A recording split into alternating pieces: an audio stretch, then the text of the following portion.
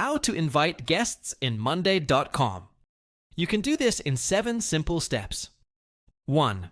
Go to your board. Open Monday.com and navigate to the board where you want to invite guests. 2. Click on Invite. In the top right corner, click the Invite button to add new members. 3. Enter the guest's email. Type the email address of the person you want to invite and select Guest as the role. Choose Board Access.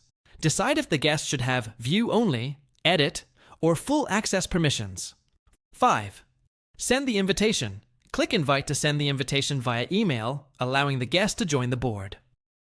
6. Check Pending Invites. Go to Admin Settings.